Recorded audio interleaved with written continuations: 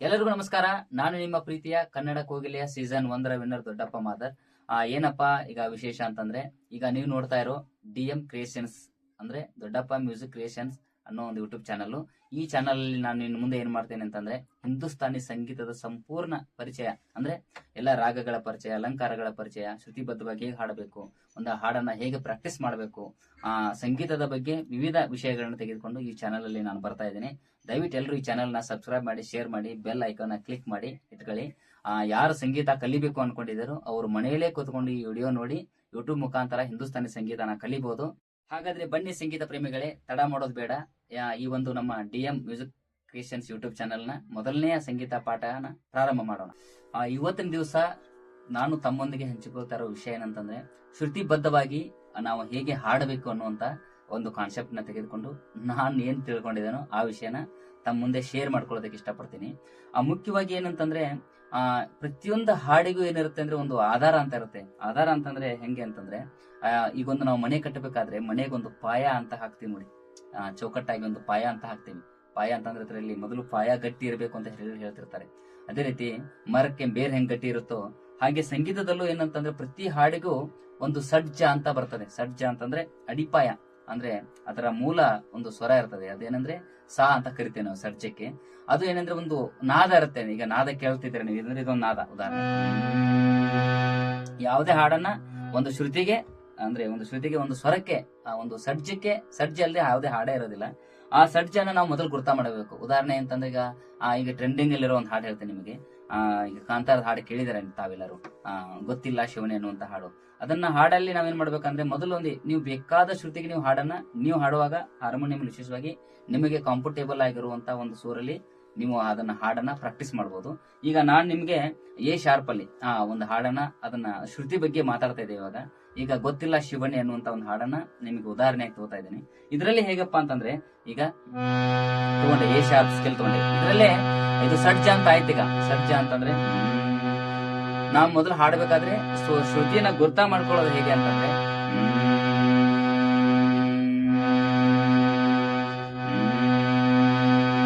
ಹಾಡಲ್ಲೂ ಇಷ್ಟೇ. ಈಗ ಏನ್ ಮಾಡಿರ್ತಾರೆ ಹಾಡಲ್ಲಿ, ಈಗ ಉದಾಹರಣೆ ಹಾಡಲ್ಲಿ ಫಸ್ಟ್ ಮೊದಲಿಗೆ ಬರೋದು ಅದು ಮಪದ ಮಪದ ಮಪದ ಪ, ಅದು ಬರುತ್ತಲ್ಲ ವಾಯ್ಸ್ ಗೊತ್ತು ನಿಮ್ಗೆ.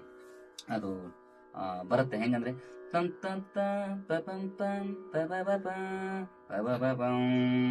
ಅವಾಗ ನಾವು ಅದನ್ನ ಅಂತ ಶ್ರುತಿ ಗಟ್ಟಿ ಮಾಡ್ಕೋಬೇಕು ಮೊದ್ಲು.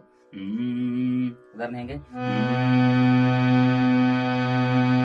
ಹೀಗೆ ಇದನ್ನ ಗಟ್ಟಿ ಮಾಡ್ಕೋಬೇಕು. ಇದನ್ನ ಗುರುತಿಸ್ಕೊಂಡು ಇದರಲ್ಲಿ ಯಾವ್ಯಾವ ಸ್ವರಗಳು ಬರ್ತಾವಂತ ನಮಗೆ ತಾನೇ ಗೊತ್ತಾಗತ್ತೆ. ಮುಂದೆ ಇನ್ನೂ ತುಂಬಾ ಇದೆ. ಇದು ಜಸ್ಟ್ ಶ್ರುತಿಯಲ್ಲಿ ಹೇಗೆ ಹಾಡೋದಂತ, ಶ್ರುತಿಯನ್ನ ಗುರುತಿಸ್ಕೊಳ್ಳೋದು ಹೇಗೆ ಅಂತ ಕೇಳಿದ್ರೆ, ನಾವು ಹುಂಕಾರದ ಮುಖಾಂತರ ನಾವು ಗುರುತನ್ನ ಮಾಡ್ಕೋಬೇಕು. ಉದಾಹರಣೆ, ನೀವು ಎಲ್ಲೇ ಆಡಿಷನ್ ಹೋಗ್ಲಿ, ಸುಮಾರು ಸಾರಿ ನಾನು ಆಡಿಷನ್ ಅಲ್ಲಿ ಕುಂತಾಗ ಹೀಗೆ ಜಡ್ಜ್ ಮಾಡಿರೋದು. ಹೆಂಗಂದ್ರೆ, ಸುಮಾರು ಜನ ಬರ್ತಾರೆ, ಸಂಗೀತದ ಬಗ್ಗೆ ಅರ್ಥ ಗೊತ್ತಿರೋದಿಲ್ಲ, ಸುಮಾರು ಜನಕ್ಕೆ ಕಲಿಯೋಕ್ಕೂ ಆಗೋದಿಲ್ಲ. ಅದಕ್ಕೋಸ್ಕರನೇ ವಿಡಿಯೋ ಮಾಡ್ತಾ ಇರೋದು. ನಾನು ಕೂಡ ಸಂಗೀತ ಕಲಿಬೇಕಾದ್ರೆ ಸುಮಾರು ಗುರುಗಳ ಹತ್ರ ತುಂಬಾ ದೂರ ಹೋಗಿ ಕಲ್ತಿದ್ದೀನಿ. ಆ ತೊಂದರೆ ಬರಬಾರ್ದು ಅಂತಾನೆ ವಿಶೇಷವಾಗಿ ಕನ್ನಡದಲ್ಲಿ ನಾವು ಸಂಗೀತದ ಬಗ್ಗೆ ಯೂಟ್ಯೂಬ್ ಅಲ್ಲಿ ಹೀಗೆ ಹೇಳಿಕೊಡಬೇಕು ಅಂತ ಕಾನ್ಸೆಪ್ಟ್ ಅನ್ನ ಆಯ್ಕೆ ಮಾಡ್ಕೊಂಡು ಬಂದಿರೋದು. ಅದಕ್ಕೆ ನಾವೇನು ಮಾಡ್ಬೇಕಂತಂದ್ರೆ, ಹುಂಕಾರದ ಮುಖಾಂತರ, ಈಗ ಆಡಿಷನ್ ಬಂದಾಗ ಸುಮಾರು ಜನ ಬಂದು ನನ್ನೊಂದು ಹಾಡು ಹೇಳ್ತೀನಿ ಅಂದವ್ರನ್ನೇ ಅಂದ್ರೆ ಯಾವುದೇ ಶ್ರುತಿಯನ್ನ ತಗೊಳ್ಳದೆ ಸುಮ್ನೆ ಹಾಡು ಹಾಡ್ಬಿಡೋದು, ಆ ರೀತಿ ಮಾಡ್ತಾರೆ. ಆ ತಪ್ಪನ್ನ ನೀವು ಯಾರು ಮಾಡಬಾರ್ದು. ಇವತ್ತಿನಿಂದ ಈ ವಿಡಿಯೋ ನೋಡಿದ ಮೇಲೆ ನೀವು ಯಾವುದೇ ಹಾಡನ್ನ ಹಾಡಿ ಮೊದಲು ಏನ್ ಮಾಡ್ಕೋಬೇಕು ಅಂತ ಕೇಳಿದ್ರೆ, ನಿಮ್ದು ಸಡ್ಜ ಅಡಿಪಾಯ ಅಂದ್ರೆ ಯಾವ ಶ್ರುತಿಗೆ ನೀವು ಹಾಡ್ತಿದ್ದೀರಂತ ನೀವು ಮೊದಲು ನೀವು ಯಾವುದೇ ಶ್ರುತಿಯನ್ನ ತೆಗೆದುಕೊಂಡಾಗ ಅಂತ ಗುರುತು ಮಾಡ್ಕೊಂಡು,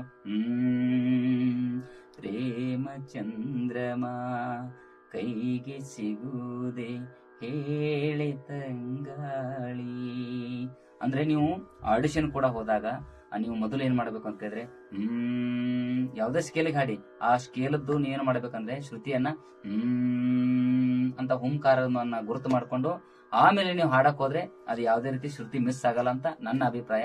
ದಯವಿಟ್ಟು ಎಲ್ಲೇ ಆಡಿಷನ್ ಹೋದ್ರು ಇನ್ನು ಮೇಗಿಂದ ಏನ್ ಮಾಡಿ, ಹುಂಕಾರವನ್ನು ತೆಗೆದುಕೊಂಡು ನೀವು ಯಾವ ಶ್ರುತಿಗೆ ಹಾಡ್ತಿದ್ದೀರೋ ಅದನ್ನ ಹೀಗೆ ತೆಗೆದುಕೊಂಡು ನೀವು ಹಾಡನ್ನ ಹಾಡ್ಬೇಕು. ನೋಡಿ ಎಷ್ಟು ಚೆನ್ನಾಗಿ ಕೇಳುತ್ತೆ. ಅದರಲ್ಲೂ ಮುಖ್ಯವಾಗಿ ಏನ್ ಮಾಡಿ ಅಂದ್ರೆ, ಇತ್ತಿತ್ತಲಾಗಿ ಏನಾಗಿದೆ ಅಂದ್ರೆ, ಎಲ್ಲರೂ ಒಂದು ಕರೋಕೆ ಪ್ರಾಕ್ಟೀಸ್ ಮಾಡೋ ಒಂದು ಸ್ಪೀಕರ್ ಅನ್ನ ತೆಗೆದುಕೊಂಡು ಬರ್ತೀರಾ, ಬಂದ್ಬಿಟ್ಟು ಅದರಲ್ಲಿ ಟ್ರ್ಯಾಕ್ ಅಲ್ಲಿ ಸುಮ್ಮನೆ ಹಾಗೆ ಹಾಡು ಪ್ರಾಕ್ಟೀಸ್ ಮಾಡ್ತೀರಾ. ದಯವಿಟ್ಟು ನನ್ನ ಕೇಳಿದ್ರೆ ದಯವಿಟ್ಟು ಯಾರು ಟ್ರ್ಯಾಕ್ ಅಲ್ಲಿ ಹಾಡನ್ನ ಪ್ರಾಕ್ಟೀಸ್ ಮಾಡಕ್ ಹೋಗ್ಬೇಡಿ. ಪ್ರಾಕ್ಟೀಸ್ ಮಾಡೋಕ್ಕಿಂತ ಮುಂಚೆ ನೀವೇನ್ ಮಾಡಿ ಅಂದ್ರೆ, ಈಗ ಹಾರ್ಮೋನಿಯಂ ನಿಮಗೆ ಸಿಕ್ಕೇ ಸಿಗುತ್ತೆ. ಎಲ್ಲಾ ಗುಡಿ ಗುಂಡಾರಗಳಲ್ಲಿ, ನಮ್ಮ ಹಳ್ಳಿಗಳಲ್ಲಿ ವಿಶೇಷವಾಗಿ, ಸಿಟಿಗಳಲ್ಲಿ ಸಂಗೀತ ಕಲಿಸೋರು ಸಿಗ್ತಾರೆ, ಹಳ್ಳಿಗಳಲ್ಲಿ ಸಿಗೋದು ಕಷ್ಟ. ಆದ್ರಿಂದ ಹಳ್ಳಿ ಪ್ರತಿಭೆಗಳಿಗೋಸ್ಕರನೇ ನಾನು ಈ ವಿಡಿಯೋ ಮಾಡ್ತಾ ಇರೋದು. ನೀವು ಹಳ್ಳಿಯಲ್ಲಿರೋ ಪ್ರತಿಭೆಗಳು ಏನ್ ಮಾಡ್ಬೇಕು ಅಂತಂದ್ರೆ, ಗುಡಿ ಗುಂಡಾರಗಳಲ್ಲಿ ಹೋಗಿ ಇಲ್ಲಿ ಒಂದು ಹಾರ್ಮೋನಿಯಂ ಇರುತ್ತೆ, ಅದರಲ್ಲಿ ನೀವು ಯಾವುದೇ ನಿಮಗೆ ಕಂಫರ್ಟೇಬಲ್ ಆಗಿರೋ ಒಂದು ಸ್ಕೇಲ್ ಅಲ್ಲಿ ಹೀಗೆ ಹಿಡ್ಕೊಂಡು ಅದಕ್ಕೆ ಧ್ವನಿಗೂಡಿಸಿ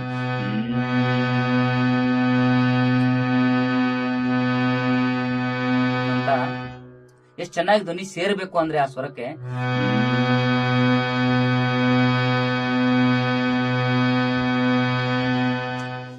ನಿಮಗೆ ಗೊತ್ತಿರೋ ಹಾಗೆ ನಮ್ಮ ಬಸವರಾಜ ರಾಜಗುರುಗಳು ಒಂದು ಮಾತು ಹೇಳಿದ್ದಾರೆ, ನಾನು ಕೇಳಿಲ್ಲ ಬಟ್ ಅವ್ರು ಹೇಳಿದ್ದಾರೆ ಅಂತ, ಅದು ಅವರ ಒಂದು ಜೀವನ ಚರಿತ್ರೆಯಲ್ಲಿ ಅವರು ಒಂದು ಮಾತು ಹೇಳ್ತಾರೆ. ನೀನ್ ನಿಜವಾಗ್ಲೂ ಸಂಗೀತಗಾರನ ಆಗ್ಬೇಕು ಆದ್ರೆ, ಹಾಡುಗಾರನ ಆಗ್ಬೇಕಾದ್ರೆ ನೀನೇನ್ ಮಾಡು ಅಂತ ಕೇಳಿದ್ರೆ, ಈ ಸಾ ಅಂತ ನಾನು ಹೇಳ್ತಲ್ಲ, ಸಜ್ಜದಲ್ಲಿ 2 ವರ್ಷ ಕಳೆ ಅಂತ ಹೇಳ್ತಾರೆ. ಅಂದ್ರೆ ಸಜ್ಜದಲ್ಲಿ ಬರೀ ಇದೆ, ಇದನ್ನ ನಾವು ಗುರುತು ಮಾಡ್ಕೊಂಡ್ರೆ ಮುಂದಿನ ಸ್ವರಗಳನ್ನ ತಾನಾಗೆ ನಾವು ಗುರುತು ಮಾಡ್ಕೋಬಹುದು. ಉದಾಹರಣೆ ಹೇಗೆ ಅಂತ ಕೇಳಿದ್ರೆ, ಈಗ ನಮಗೆ ಪಾ ಬೇಕಾಗಿರ್ತದೆ, ಹೆಂಗಂದ್ರೆ ಸಾ ಸಾ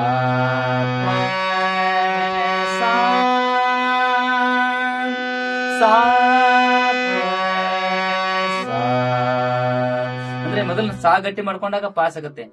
ಅದಿಲ್ಲದೆ ಸಾ ನಮ್ಗೆ ಗಟ್ಟಿ ಇಲ್ಲದೆ ಯಾವ ಹಾಡನ್ನು ಕೂಡ ಹಾಡಕ್ ಸಾಧ್ಯ ಇಲ್ಲ, ಯಾವ ಸ್ವರ ಕೂಡ ಕಂಡ್ಕೊಳಕ್ ಸಾಧ್ಯ ಇಲ್ಲ.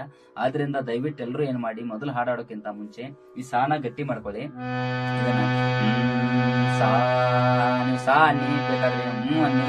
ಇದರಲ್ಲೇ ನಿಮಗ್ ಗೊತ್ತಿರೋ ಹಾಗೆ ನಮ್ಮ ಸ್ವರಗಳು ಬರ್ತಾವಲ್ಲ, ಸ್ವರಗಳು ಅಂದ್ರೆ ಗೊತ್ತಲ್ಲ ನಿಮ್ಗೆ, ಈ ಸ್ವರಗಳಲ್ಲ. ಮತ್ತೀಗ ನಾವು ವ್ಯಾಕರಣಕ್ಕೆ ಹೋಗ್ತಾ ಇದೀವಿ, ಆ ಈ ಊ ಏ ಬರ್ತಾವಲ್ಲ, ಇದ್ರಲ್ಲೇ ಅಭ್ಯಾಸ ಮಾಡಿ. ಹೆಂಗಂದ್ರೆ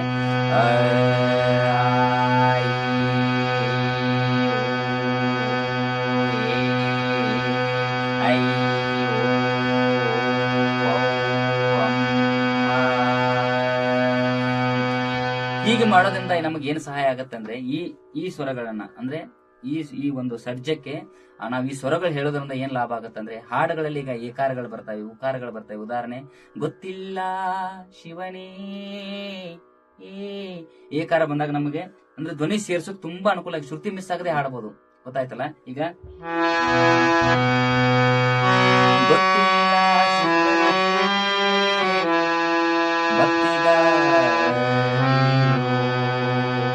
ಹೀಗೆ ಸೇರಿಸಬಹುದು. ಅದಕ್ಕೆ ನಿಮಗ್ ಕೂಡ ನಾನು ಹೇಳೋದಂದ್ರೆ, ಟ್ರ್ಯಾಕ್ ಅಲ್ಲಿ ಪ್ರಾಕ್ಟೀಸ್ ಮಾಡೋದಕ್ಕಿಂತ ಹಾರ್ಮೋನಿಯಂ ತಗೊಂಡು ಈ ರೀತಿ ಪ್ರಾಕ್ಟೀಸ್ ಮಾಡೋದ್ರಿಂದ ನಮಗೆ ಗೊತ್ತಾಗುತ್ತೆ, ಫೀಲ್ಸ್ ಗೊತ್ತಂದ್ರೆ ಹಾಡಿನ ಶ್ರುತಿ ಗೊತ್ತಾಗತ್ತೆ. ಉದಾಹರಣೆ ಏನಂದ್ರೆ, ಈಗ ನೋಡಿ, ಗೊತ್ತಿಲ್ಲ ಗೊತ್ತಿಲ್ಲ ಇದಕ್ಕೆ ಸೇರ್ಬೇಕು ಕರೆಕ್ಟ್ ಆಗಿ. ನಾವು ಗೊತ್ತಿಲ್ಲ ಅನ್ನಕ್ ಬರೋದಿಲ್ಲ. ಹೆಂಗಂದ್ರೆ ಗೊತ್ತಿಲ್ಲ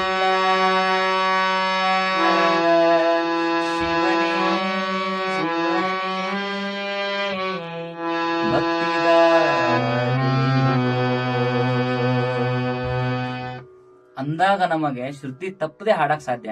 ಆದ್ರಿಂದ ದಯವಿಟ್ಟು ಈಗ ಓಡ್ತಾ ಇದೆಯಲ್ಲ ಓಟ, ಜನಪದ ಅದು ಇದು ಅಂತ, ಈ ಓಟದ ಜೋಡಿ ದಯವಿಟ್ಟು ಬೆನ್ನ ಹತ್ತಬೇಡಿ.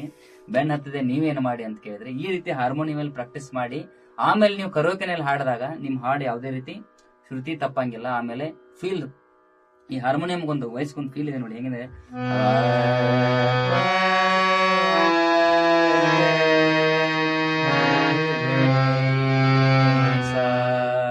ಈ ರೀತಿ ಅದಕ್ಕೊಂದು ಫೀಲ್ ಇದೆ. ಉದಾಹರಣೆ, ನಾವೀಗ ಶುದ್ಧ ಸ್ವರಗಳನ್ನ ತೆಗೆದುಕೊಂಡಾಗ, ಶುದ್ಧ ಸ್ವರಗಳು ಅಂದ್ರೆ ಗೊತ್ತಲ್ಲ ನಿಮಗೆ, ಸರೆ ಗ ಮ ಪ ಧ ನಿ ಸ ಸಾ ನಿ ದ ಪ ಮ ಗ ರೇ ಸ. ಇದ್ರ ಬಗ್ಗೆ ಮುಂದಿನ ವಿಡಿಯೋಗಳಲ್ಲಿ ನಾನು ತುಂಬಾ ತಮ್ಮ ಹತ್ರ ಶೇರ್ ಮಾಡ್ಕೋತೀನಿ. ಆದ್ರೆ ನಾನು ಕೇಳೋದೇನಂದ್ರೆ, ದಯವಿಟ್ಟು ನಾನು ಹೇಳೋದೇನಂದ್ರೆ ನಿಮ್ಗೆ, ತಾವೆಲ್ಲರೂ ಏನ್ ಮಾಡಿ ಅಂದ್ರೆ, ಮೊದಲು ಸಜ್ಜ ನಮ್ಮ ಹಾಡಿನ ಪಟ್ಟಿ ಯಾವುದು, ಪಟ್ಟಿ ಅಂತ ಕರೀತಾರೆ ಅದಕ್ಕೆ. ಯಾವ ಪಟ್ಟಿಯಲ್ಲಿ ಹಾಡ್ತೀರಿ ಅಂತ ಕೇಳ್ತಾರೆ. ನೀವು ಭಜನೆಗಳಲ್ಲಿ ಹೋಗಿ ಕುಂತ್ರೆ ಯಾವ ಪಟ್ಟಿ ಅಂತ ಕೇಳ್ತಾರೆ ನಿಮ್ಮನ್ನ, ಅದು ಗೊತ್ತಾಗತ್ತೆ ನಿಮಗೆ. ಭಜನೆಗಳಲ್ಲಿ ವಿಶೇಷವಾಗಿ ಹೋಗುತ್ಕೊಳ್ಳಿ, ಹಳ್ಳಿ ಪ್ರತಿಭೆಗಳು, ಅಲ್ಲಿ ವಿಶೇಷವಾದಂತಹ ಒಂದು ಸಂಗೀತ ಅಡಗೈತಿ. ಅದಕ್ಕಾಗಿ ಏನ್ ಹೇಳೋದಂದ್ರೆ, ಶ್ರುತಿ ತಪ್ಪದೆ ಹಾಡಬೇಕಂದ್ರೆ ನಿಮ್ದು ಸಜ್ಜ ಬಹಳ ಗಟ್ಟಿ ಇರಬೇಕು. ಇದನ್ನ ನೀವೇನ್ ಮಾಡ್ಬೇಕಂತಂದ್ರೆ, ಬೆಳಗ್ಗೆ ಸಾಧ್ಯ ಆದ್ರೆ 4 ಗಂಟೆಗೆ ಹೇಳ್ಬೇಕು. ನೀವು ಸಂಗೀತ ಕಲಿಯೋರು 4 ಗಂಟೆಗೆ ಎದ್ದು ಬಿಟ್ಟು ಇದೊಂದೇ ಪಟ್ಟಿಯನ್ನು ಹಿಡ್ಕೊಂಡು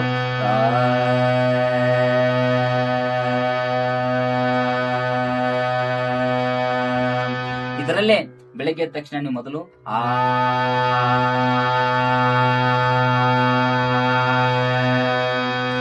ಆ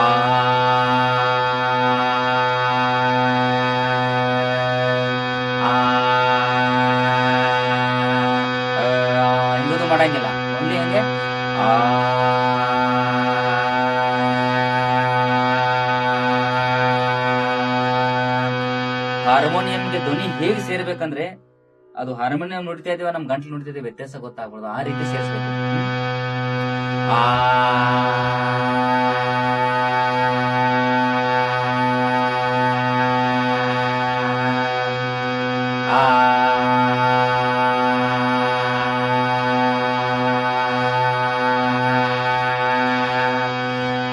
ಎಷ್ಟು ನಾವು ಉಸಿರನ್ನ ಅಂದ್ರೆ ಉಸಿರನ್ನ ಬಿಟ್ಟು ಉಸಿರನ್ನ ತೆಗೆದುಕೊಂಡು ಎಷ್ಟು ಸಾಧ್ಯ ಆಗುತ್ತೋ, ನಿಮ್ಗೆ ಎಷ್ಟು ಸಮಯ ಸಾಧ್ಯ ಆಗುತ್ತೋ ಅಷ್ಟೊತ್ತಿಗೆ ಹೊತ್ತುವರೆಗೂ ಇದನ್ನ ನೀವು ಹಿಡಿದಿಟ್ಟು ಹೋಗ್ಬೇಕು.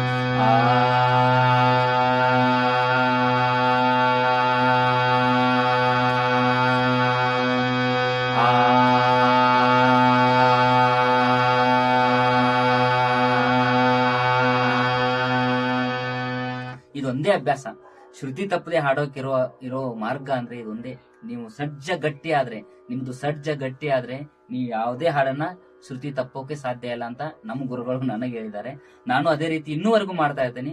ಸಂಗೀತವನ್ನ ನೀವು ನಿರಂತರ ಅಭ್ಯಾಸ ಮಾಡ್ತಾ ಇದ್ದಾಗ ಮಾತ್ರ ಅದು ಅಷ್ಟು ನಮಗೆ ಏನಾಗುತ್ತೆ, ನಮ್ಮನ್ನ ತಮ್ಮ ಸಂಗೀತ ಎಳ್ಕೊಳ್ಳುತ್ತೆ ತಮ್ಮೊಟ್ಟಿಗೆ ನಮ್ಮನ್ನ. ಅದಕ್ಕೋಸ್ಕರ ನೀವೇನು ಮಾಡಿ, ಈ ಜನರು ಸೀಳೆಗಾಗಿ ಚಪ್ಪಾಳೆಗಾಗಿ ಹಾಡೋದನ್ನ ನಿಲ್ಲಿಸಿ ದಯವಿಟ್ಟು. ಇದು ಸಂಗೀತ ಅಂದ್ರೆ ಏನಂದ್ರೆ ದೇವರ ನಾಮಸ್ಮರಣೆ, ಅದಕ್ಕೋಸ್ಕರ ಮಾತ್ರ ಬಳಕೆ ಮಾಡುವಂತದ್ದು. ಇತ್ತೀಚೆಗೆ ಅದು ಬೆಳೆದು ಯಾವ ಮಟ್ಟಕ್ಕೆ ಹೋಗಿದೆ ಅಂದ್ರೆ ಸೀಳೆ ಚಪ್ಪಾಳೆ ಹೊಡೆಯೋವರೆಗೂ ಹೋಗ್ಲಿ ತೊಂದರೆ ಇಲ್ಲ. ಅಲ್ಲೂ ಕೂಡ ನೀವೇನ್ ಮಾಡಿ, ಸೀಳೆ ಚಪ್ಪಾಳೆ ನಿಮ್ಮ ಸಂಗೀತನ ಕೇಳಿ ಹೊಡಿಬೇಕು. ಆ ರೀತಿ ಆಗೋ ತರ ನೀವು ಆಗ್ಬೇಕು ಅಂತ ನನ್ನ ಆಸೆ. ಅದಕ್ಕೋಸ್ಕರ ಏನು ಮಾಡಿ ಅಂತ ಕೇಳಿದ್ರೆ, ನಿರಂತರ ಬೆಳಗ್ಗೆ 4 ಗಂಟೆಗೆ ಎದ್ಬಿಟ್ಟು ಇದೊಂದೇ ಶ್ರುತಿ ತಪ್ಪದೆ ಹಾಡೋಕಿರೋ ಮಾರ್ಗ ಅಂದ್ರೆ ಸಾನಿ ಆನೆ. ಕೊನೆಗೆ ನಿಮಗೆ ಇದು ಸ್ವಲ್ಪ ಇದರ ಅನುಭವ ಆದ ನಂತರ ನೀವೇನ್ ಮಾಡ್ಬೇಕಂದ್ರೆ ಓಂಕಾರ ಮಾಡಬೇಕು.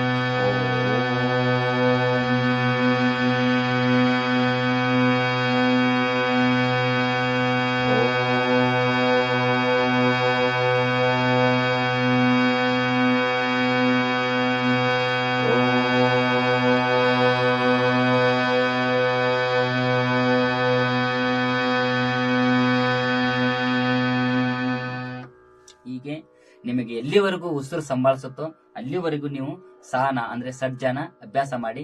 ಸಜ್ಜನ ಅಭ್ಯಾಸ ಮಾಡೋದ್ರಿಂದ ನೀವೆಲ್ಲೂ ಶ್ರುತಿ ತಪ್ಪಲ್ಲ, ಶ್ರುತಿ ತಪ್ಪದೆ ಒಳ್ಳೆ ಹಾಡುಗಾರ ಆಗ್ತೀರಿ. ಆಮೇಲೆ ನಿಮ್ಮ ಹಾಡನ್ನ ಕೇಳಿದಾಗ ಅದು ಜನರಿಗೆ ಟಚ್ ಆಗತ್ತೆ ಅಂತ ನಾನು ಹೇಳಕ್ ಇಷ್ಟಪಡ್ತೀನಿ. ದಯವಿಟ್ಟು ನೀವು ಈ ಚಾನೆಲ್ ಅನ್ನ ಸಬ್ಸ್ಕ್ರೈಬ್ ಮಾಡಿ, ಈ ವಿಡಿಯೋನ ಶೇರ್ ಮಾಡಿ. ಇದು ಸ್ಟಾರ್ಟಿಂಗ್, ಇದು ಮೊದಲನೇ ವಿಡಿಯೋ. ಇನ್ನು ಮುಂದಿನ ವಿಡಿಯೋಗಳಲ್ಲಿ ನಾನು ತೆಗೆದುಕೊಂಡು ಬರ್ತಾ ಇರೋ ವಿಷಯ ಅಂದ್ರೆ ಇಷ್ಟು ನಿಮ್ಗೆ ಒಂದು ಗಟ್ಟಿ ಆಯ್ತಂದ್ರೆ ಮುಂದಿನ ಏನ್ ಮಾಡ್ತೀನಿ, ಸಪ್ತ ಸ್ವರಗಳ ಬಗ್ಗೆ ತಮ್ಮ ಜೊತೆಗೆ ಅದ್ರ ಜೊತೆ ಚರ್ಚೆ ಮಾಡ್ತಾ ಅದರಲ್ಲಿ ಸಪ್ತ ಸ್ವರಗಳನ್ನ ಇಟ್ಕೊಂಡು ನಾವು ಏನು ಕಲಿಬಹುದು ಅನ್ನೋದನ್ನ ಮುಂದಿನ ವಿಡಿಯೋದಲ್ಲಿ ಹಂಚ್ಕೋತೀನಿ ಅಂತ ಹೇಳ್ತಾ ಇಲ್ಲಿಗೆ ಈ ವಿಡಿಯೋನ ನಾನು ಮುಕ್ತಾಯಗೊಳಿಸ್ತಾ ಇದ್ದೀನಿ. ದಯವಿಟ್ಟು ಎಲ್ಲರೂ ಈ ರೀತಿ ಅಭ್ಯಾಸ ಮಾಡಿ, ತಮಗೆ ಒಳ್ಳೇದಾಗತ್ತೆ ಅಂತ ಹೇಳ್ತಾ ನಾನು ವಿಡಿಯೋನ ಮುಕ್ತಾಯಗೊಳಿಸ್ತಾ ಇದ್ದೀನಿ. ನಮಸ್ಕಾರಗಳು.